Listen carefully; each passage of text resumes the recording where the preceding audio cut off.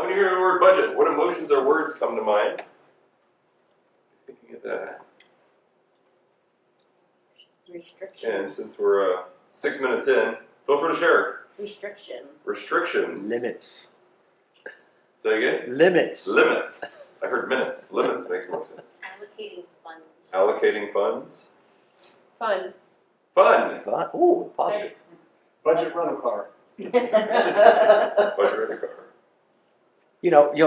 Back I remember in days gone by in business, if you had some budget money, there was this incentive to spend it all.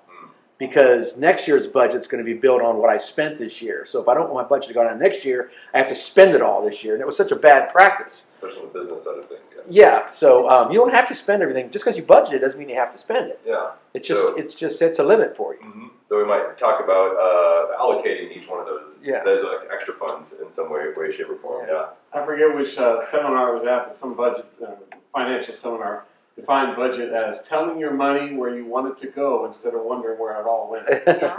Yep. We're going to see that coming up. Yep. Other ideas there? Sometimes I feel like it hurts a little bit in the moment, but once you get past that, then it feels better. Like, because you're like, I saved something. Yeah. Sometimes it hurts, and then sometimes it also makes you feel a little proud. Sometimes it might be quite eye-opening to see eventually where those monies go. So again, we're in the Christian Lifestyles and Finances class. We're going to be talking about budgeting today. We've covered 4 classes so far. This will be our 5th class. Look forward to a lot of fun stuff coming up. Some words that might come to mind. What about freedom? Or maybe the opposite, maybe some fear. Control or stress.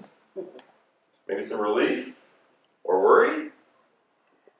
Difficulty, right? Maybe you don't have a lot of experience there and setting up a budget, so maybe difficult. Confusion. So we're going to talk about this, so maybe we can take some of those negative words off the list today, or at least give us kind of a push in the right direction if budgeting hasn't been our friend so far. But before we get there, what do we know of budgets? What's our experience with budgets? How successful have you been with budgets? Or maybe you haven't touched them, or if anybody wants to share, you don't have to share. But. For me, they've been kind of an ebb and flow. Sometimes if I would like something, well, I'll back up.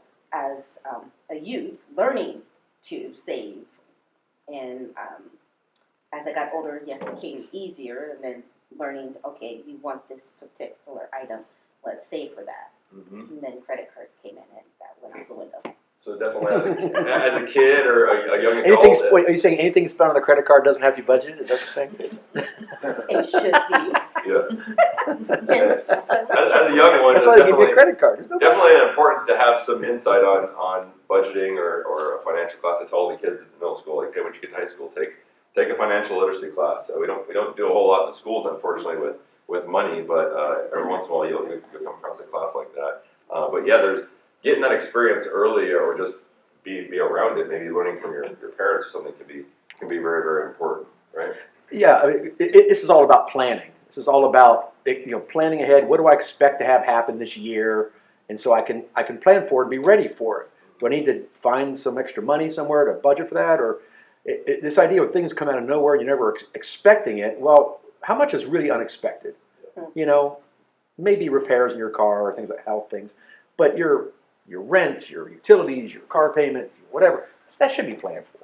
Yeah. And sometimes it's conditional. I heard also maybe I want to save up for something, so now I'm going to work on my budget, or maybe I got a big expense now. I got to look at it more closely. So some families kind of look at it from time to time when it's more ideal, or sometimes it's maybe like my backyard yard work, and when I have time I'll do it, and when I don't have time other things get in the way.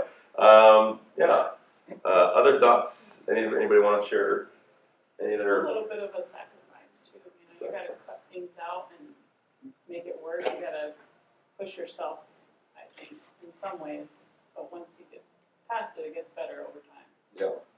Sometimes we want to hide from it. Maybe we want to recognize kind of the state of where we're at, and sometimes I need to close my back curtain so I don't see my backyard and the work that I have to do. And sometimes that's our case. Maybe financially, we're kind of afraid to look at it. And maybe have to swallow our pride in maybe the things that we're doing financially. Because if I don't have to look at it, then I don't have to admit that maybe I'm making some mistakes in my financial planning or my spending and things like that. My experience is that not every person in the marriage is as excited as budgets as the other person. And so understanding that it's okay for you to be a nerd and the other person not to be excited about it, but working with your partner on that budget. Yes, of which we, obviously you can tell is probably firsthand experience. There's the nerd, the fun person who likes budgets, and I'm a little bit more the free spirit. We follow the Dave Ramsey program. But being a math guy, I can definitely respect the budget and the importance of following a plan and things like that. But one thing that we're working on, as Linda is very, very organized, and I may not be as much, make sure we have that sound communication. I definitely trust her with budget. She's got an economics background. She likes organizing. That's kind of her thing. But I need to make sure I jump in and say, hey, how are we looking here? What can I help here? What can I cut back on? So that's it's a constant a challenge to work through. So we definitely don't meet our monthly meeting goal. I think we're overdue by a few years, but she's that good. So yeah. Any other thoughts with experience with budgets? Yes. Well, you should make sure you teach your kids how to budget. For sure. For sure. Prepared. Yeah, and handing them a full-scale budget is probably not the way to go, but yeah, start simple with hey, you got $20 from your Christmas. Like, instead of just going blowing this on this toy that costs $20, what are some things? What are some things you like to do? What about giving back to somebody? What would you like to drop some in the church, or maybe save some for maybe something you've been wanting, this bike? What if you save some and put it towards So having some of those conversations, we'll talk kind of about that in another class as well. Yeah, we used to have some friction on spending that got pretty intense for a while. And I finally said, well, what is it budgeted? Do we have a budget? She's like, what do you mean? So have we allocated? No. So I sat down and just made a budget. I said, let's. And ever since we did that, it's like, it's a stress relief actually. Because when you can see your plan and what it is, you realize I'm not really just blowing money. I'm actually staying within a plan that at the end of the day is positive. Yep. It like shines a light on things for you. For sure. It's more difficult to grope around the darkness than it is to turn a light on. Yeah. But it's not typically thought of as a very fun word. But once you have that set up and you go with that plan, and obviously that plan can be changed and manipulated as you go through your marriage. We started off, as most couples probably do, we're both earning money. We're both just spending the money that we earned. And fortunately, we came across the Dave Ramsey program and went to Financial Peace University fairly early in our marriage. And the budgeting changed everything. That's probably one of the, if not one of the most important things that I think for our marriage financially that we did. So we're happy to pass that on to others, and hopefully it'll help others as well. Let's jump into the Word. Let's take a look at Luke 14, 27 through 30. Luke 14, 27 through 30. I don't have my handy scriptures up here since I'm dealing with technology. I'll go ahead and take this first one. And whoever does not carry their cross and follow me cannot be my disciple. Suppose one of you wants to build a tower. Won't you first sit down and estimate the cost to see if you have enough money to complete it? For if you lay the foundations and are not able to finish it, everyone who sees it will ridicule you, saying this person began to build and wasn't able to finish. What does Jesus' teaching here suggest about planning and counting the cost?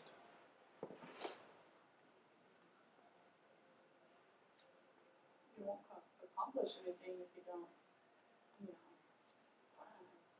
Yeah, quite difficult to meet the goals if you just kind of wing it, right? Especially, if you think about everything that goes into building. We're not talking about a small structure. We're going to build a tower, right? Everything that it takes to build a tower.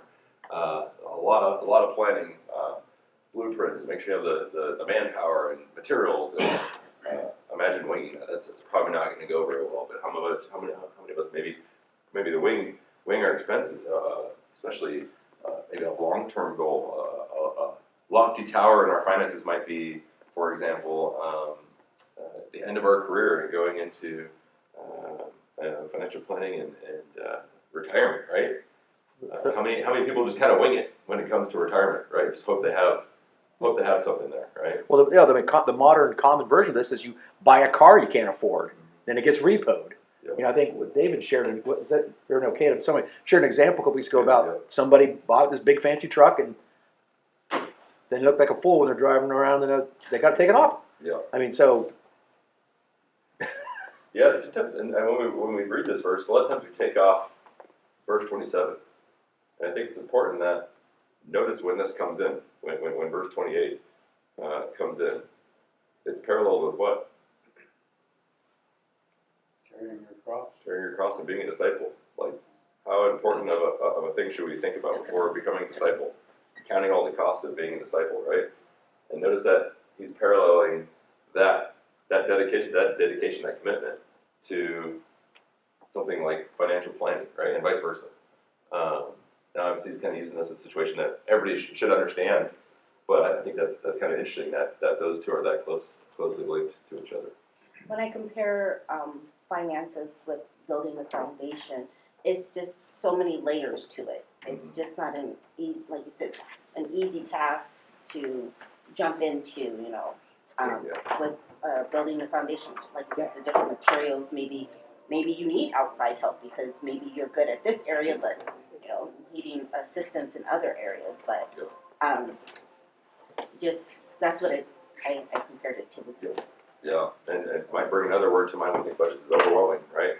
I gotta think about my debt, and I gotta think about savings, and I gotta think about my future, and I gotta think about my kids' college, and there's all these areas, and where do I go first, and right? And so, yeah, that can get quite overwhelming, labor intensive. So we'll kind of talk about some possible plans today and some applications that we can make there.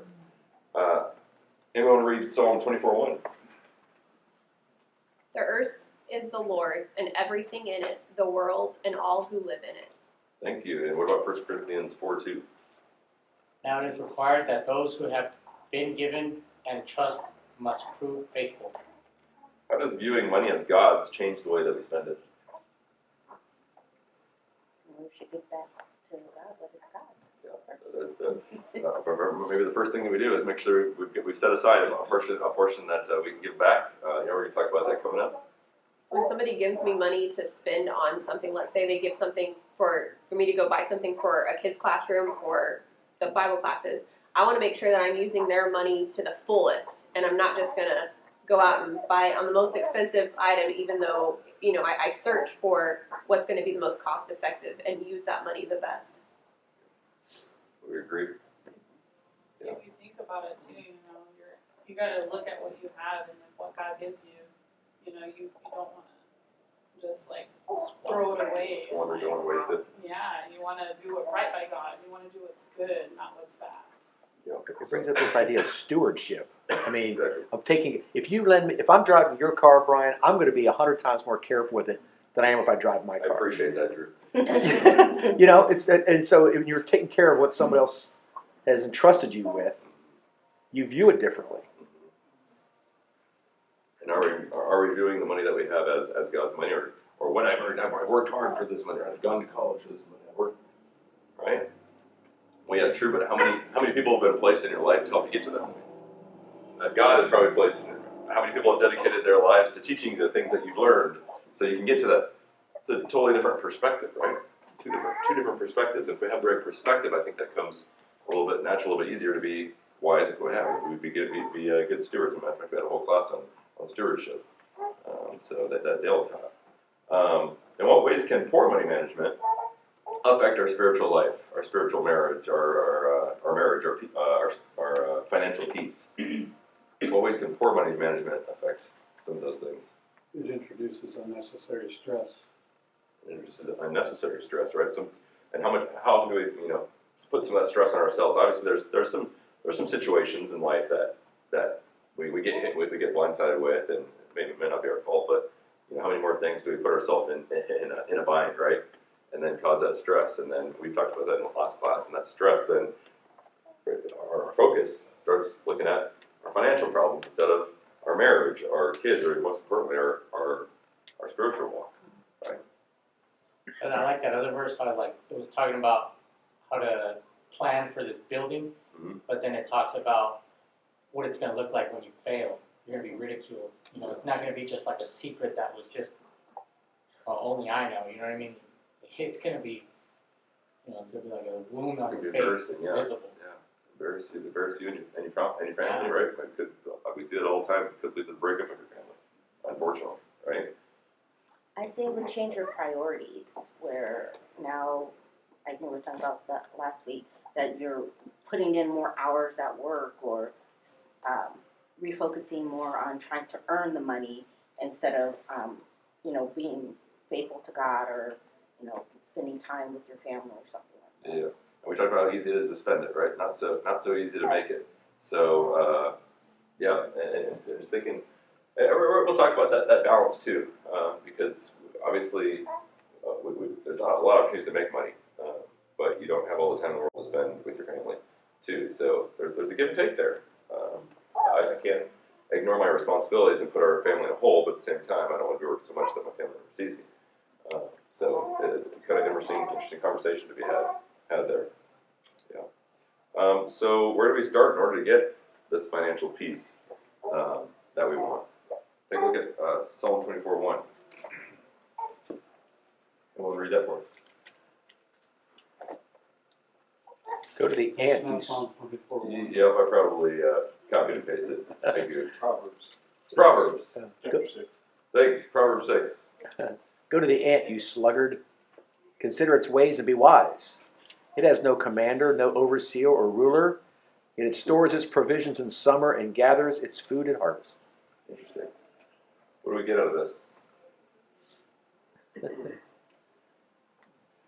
Even the most smallest brain out there prepares for the hard season, you know? Yeah. And when are they preparing? Are they preparing when right away when times are tough? Are they interacting to situations right then and there? Yeah, when we have provisions in the summer, right before winter comes, when there's things to be made, right, to be had. How do we relate this to our lives? How do we apply this? What does it make you think of? This makes me think of depending on which industry you're working in. Sometimes there's peaks where there's a lot of work going on, and then at other times the work slows down. And this verse reminds me of that. Is that when there is a lot of work going on, you want to take advantage of that, and not just waste that time, because it may not be there later on. Exactly, and we may not know what happens to us, right? I might get hit with something, might have a disability, this makes me think early in our marriage when, we don't have kids, we're both working. There are some times there where we probably squandered some money, we ate out more than we probably should, and maybe bought some stuff, but fortunately early we learned, hey, we need to be wise with this. We need to start preparing for the future, and we kind of got on the same page and put our finances in the right spot, and we're able to do some things that most people around us weren't doing.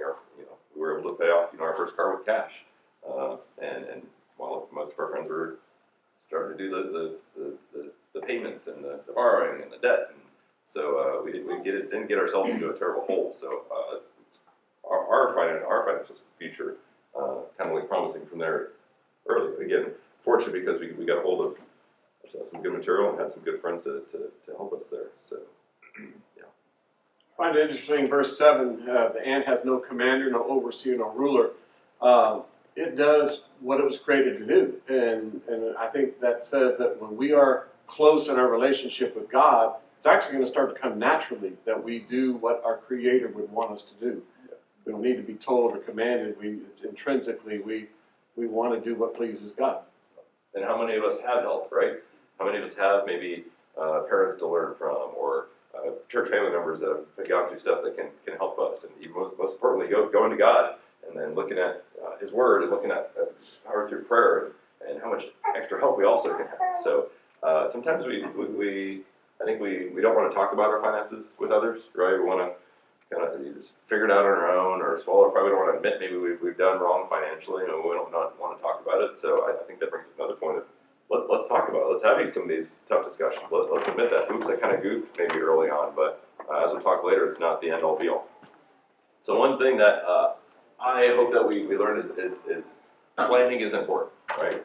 Budgeting is not a bad thing. We got to know where our money is going, and that's my first main idea. A budget is telling your money where to go instead of wondering where it went, right? You might hear things like it's time we start controlling our money instead of our money controlling us, but I don't really like how that. As a matter of fact, I think I even said that last week. But then I thought, it's not really our money, right? If we go back to that thought of it's God's money.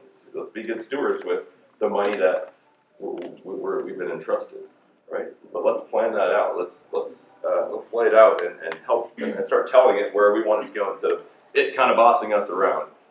It's so easy just to start handing our money out to all these companies again, like we talked about last week, who are just paying a fortune to try and figure out how do I get my money from people, right? Thoughts on that? I think it is important to look, like, kind of like a self-reflection, like you look at what you're doing and is this gonna benefit me, is this good? Because like, in the beginning, I used to spend tons of money on my nails, on getting pedicures and getting my hair done and going out to eat, all this stuff, when I don't need any of it, So when you cut that out and you have this extra money for other things that are more important, you gotta really look at everything that you're spending money on. Well, this is why we put this class where we did, because it comes off right off the class of being materialistic, right? So now that we have the right focus, now we can start saying, okay, where do I want to start heading, right? Where do I want to start focusing my areas on? So, kind of like this statement that I came across: budgeting is an act of faithfulness, not control. I mean, we'd like to say that we have all the control about. I'm going to budget this, and this. This is going to go here. Things come up, right? So we're trying to be faithful with things that we have. We want to try and control our money as much as possible, but ultimately we know who's ultimately in control. So, but it definitely helps to have a path, right? We have an idea of where this is going instead of just, well, let's see where we're at the end of the month, honey. Oh, we're up $50. So this month we're down $250, and just have no idea where it all went, right? Jump back into the Word. Proverbs 21:5. Hopefully that's 21:5. Someone want to take that one?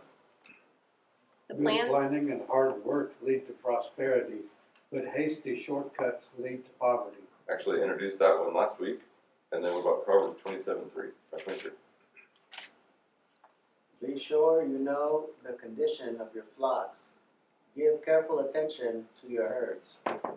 Why do you think God values planning over reacting?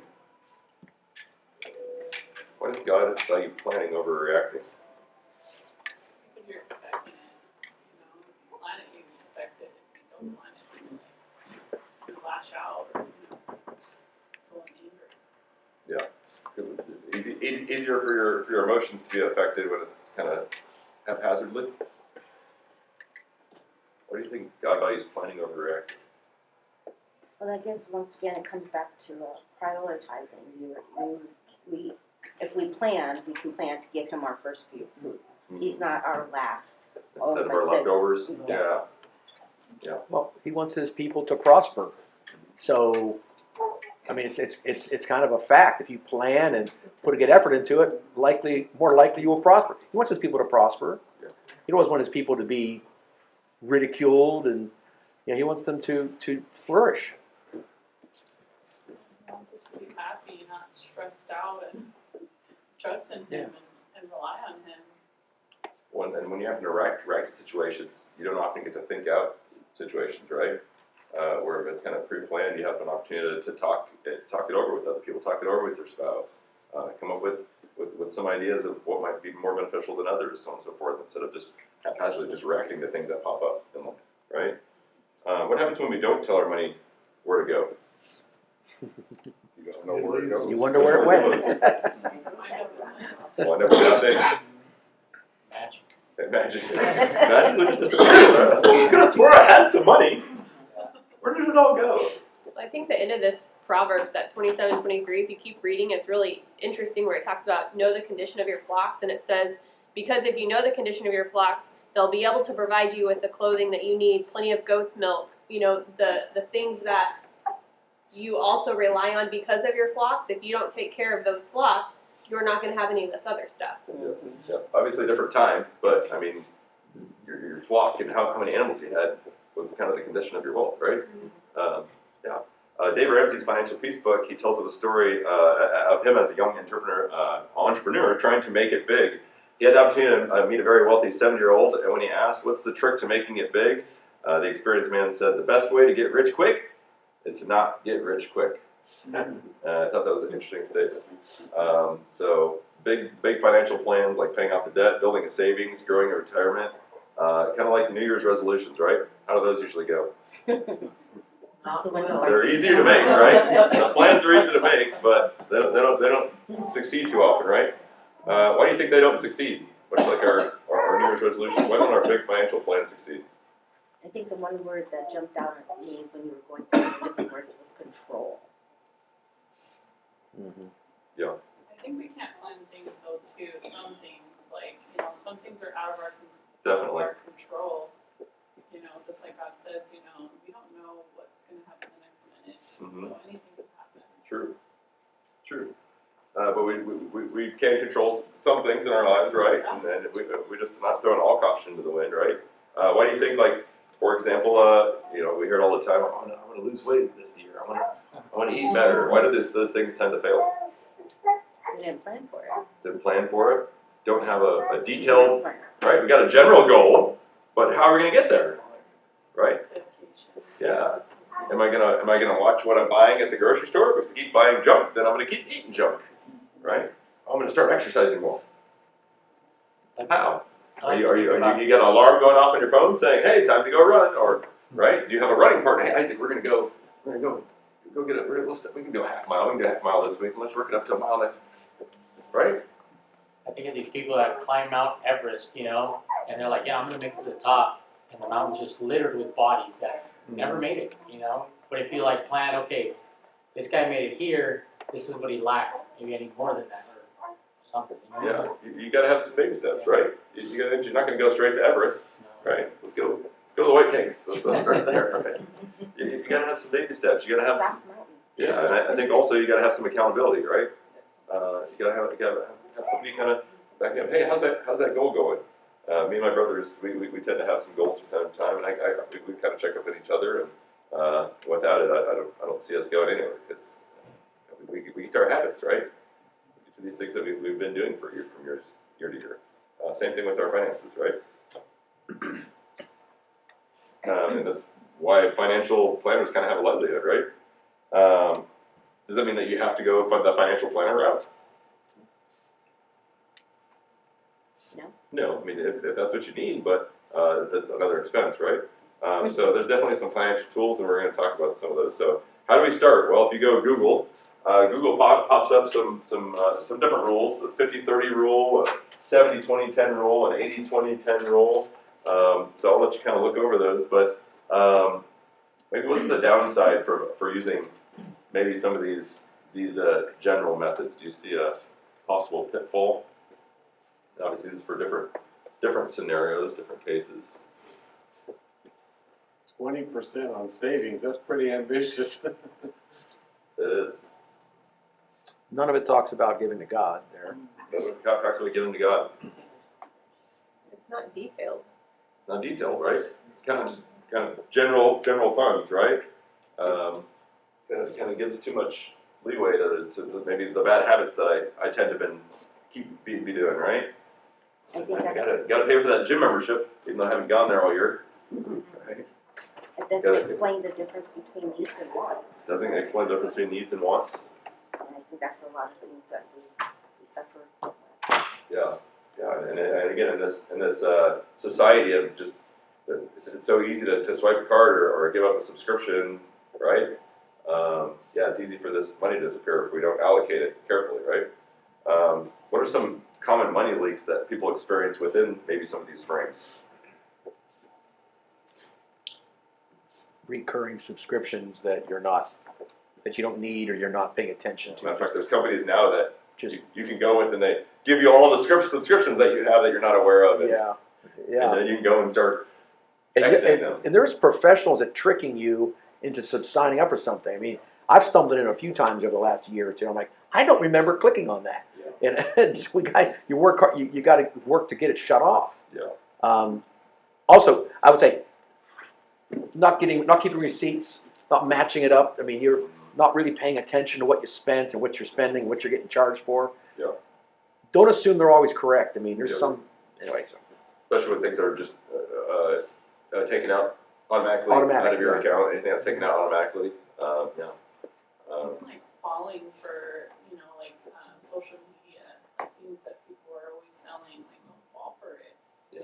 Constantly, I feel like people are buying things and they don't really need it. And Yeah. it's like, here, buy. What we don't see is them earning money for trying to sell that product. Just a different means than we're used to seeing from a billboard, more in social media now, right? Or they set you up for free for so long. At first, or something like that. Uh-huh. I did that last Then you night. can cancel Free it. for- Yeah, then you can't I turn had it to watch off. the game last night, so I got to sign up for Amazon Prime for free. But what's the first thing I did for, after 30 days, they're going to start charging you. So I just went to my subscriptions and cancel it, and it's automatically going to cancel, so I don't forget, right? So you can find ways. Yeah, but you got to be smart about it.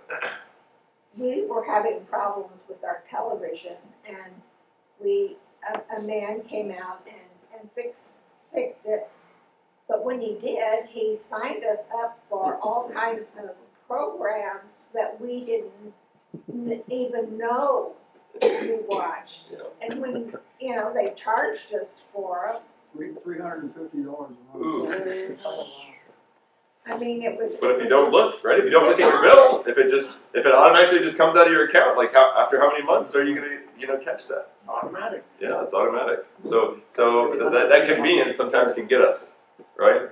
I'm a big fool for a good deal, Yeah. right? So sometimes when I see a good deal, I feel like I can't pass this up. It's a good bargain. Yeah. Buy it in bulk and things like that. Yeah. Right. Yeah. They don't have any place to put it. They can be nice until you buy too much than you need, right? And then it goes bad, and you gotta throw it out. You can ask Russell about this with a leak is gym membership that you're not using. Gym membership, yeah. Car. My brother has a car wash in Minnesota, and I'm like, you have a car wash subscription, and it's 30 below zero. What's the deal about? No. Yeah, there's all kinds of subscriptions. I mean, you could easily lose track of them, right? So how do we kind of avoid that? Well, we can make a custom spreadsheet budget. So people do this. We do this. Drew's got one. I think you said you got to do paper, pen, and pencil method, right? And you can definitely convert it to a spreadsheet, as we'll show you.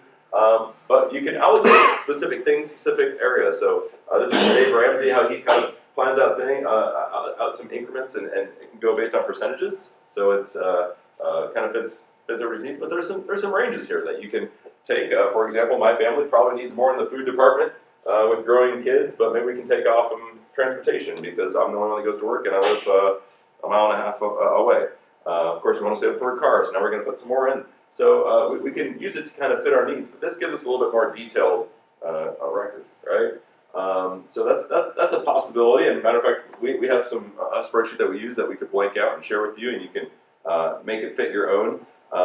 Drew's also offered to share one with us that he has that we have. I might actually skip it. Sorry, Drew, for now, just for time's sake. But yeah, and zero your budget out. Don't leave anything left over. Allocate something somewhere. If you've got leftovers, then throw it in the savings, right? Or even more important, throw it in your debt. About savings. Yeah. So allocate everything, and that can help. And then having that tracking, being able to track that month to month, and being able to change it as you go, can be hugely important.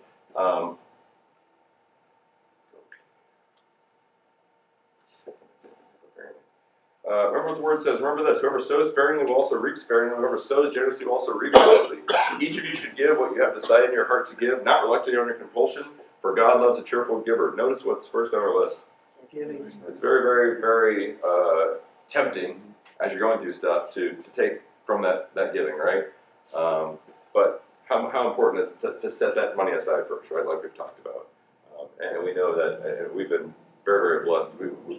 I've been tempted to kind of take from the giving once. Nope, it's got to stay, and we find ways to make it early on in our marriage. We find people who are generous to us, and that helps tremendously. If you go to RamseySolutions.com, if you're not maybe good with the numbers or good with the spreadsheets, you can quite literally just go in go online. Got a spreadsheet for you. You put what you earn monthly after taxes.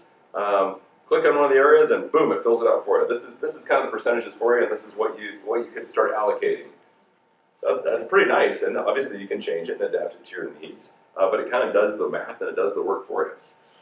It's so important. It's that's important to nice. use your after-tax income. After that, There's so many people that budget their gross income. Like, you're not seeing 30% of that. You know, Exactly. it's like you gotta. Exactly. Yep. And I can share this presentation. I can share these resources with you afterward too. Let me know. Give me your email. I can definitely send this presentation. David and Carrie use this Every Dollar app, also by the Ramsey Corporation. It's almost basically like an electronic version of an envelope system. You guys know envelope system? Basically, you got cash. You put it in an envelope. This is the cash that I have for groceries. This is the cash that I have for this. Once your cash is gone, sorry, you don't use it. We actually start off with the envelope system early because it's so easy, to just swipe and not, if you don't see it, you don't have to worry about it.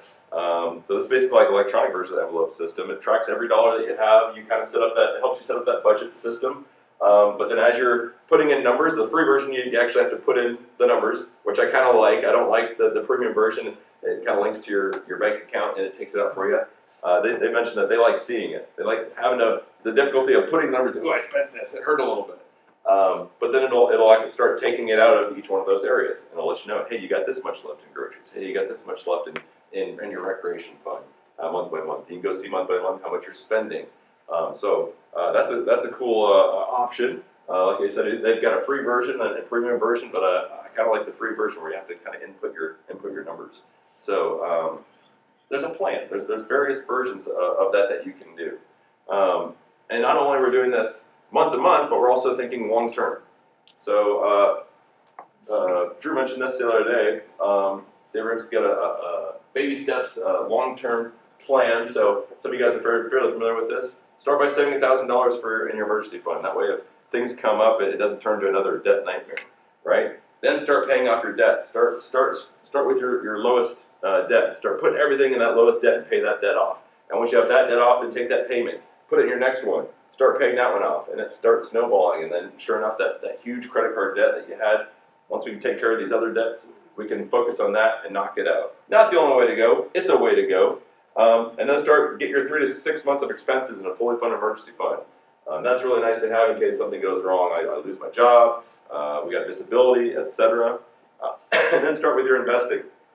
Notice the investing kind of comes before your children's fund. And here's why. Why invest before? That pays for it. It might pay for it, yeah. And all of us are going to retire, hopefully, right? Maybe not all of our kids are going to go to college. Plus, we want that money in early.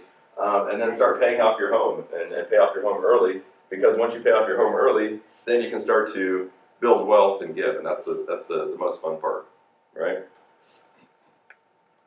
So I'm going to skip this and actually go to practical point 2. From studies of the financially secure, live well below your means. We think rich people spend a lot of money, right? They buy these extravagant things, maybe some of them. But studies show that they actually live well below their means. It's not about how much you bring in, but what you do with God blesses you with. So do find things to save money. Go buy used. Go to the thrift stores. We shop at Ross and TJ Maxx and those stores all the time. I mean, you get name brand products at a fraction of the cost, right? I was hoping to have some discussion on what are some things that you do to save money. What are some ideas that you have? But talk to each other. What do you do? How did you guys afford to go on that trip? What did you do? Have some discussion on how to save money. And it can be done. It can be done. My parents, I was born in a trailer park living on WIC and food stamps. My dad barely finished high school. They, last year, made $320,000 investments. In 8 years, they're looking at having about $5 million for a time. Like, your situations, your circumstances doesn't have to define how you are. Now, do they drive the nice? My dad drives like a 2012 Dodge Caravan. He drives school buses for fun. They're out of the ordinary, but they had a plan, right? Had a plan. He's enlisted in the military. It's not like he was an officer in the military, but but he worked hard, moved up the ranks, and he was wise with his money. He got into in the stock market, learned about the stock market on his own. Right? Take power in the things that you have. Don't just throw it away. Yes, sir. One of the things I haven't seen is say, pay yourself first. Pay yourself first. Yeah. That's after God, but pay yourself. Put it in God's funds and put it in your savings. Put it in your future instead of giving it to other companies. Yes. So like I said, I have a lot here. I can share this with you. Talk with each other. Talk with me. Talk with us about resources and things that we would recommend you getting into. Don't just live haphazardly with things that God has entrusted us. So I hope this has been beneficial. I hope the conversations continue. We've got a lot of good things to continue to look forward to. But I'm over time, so we got to go. Thank you guys for your time. Thank you guys for your discussion.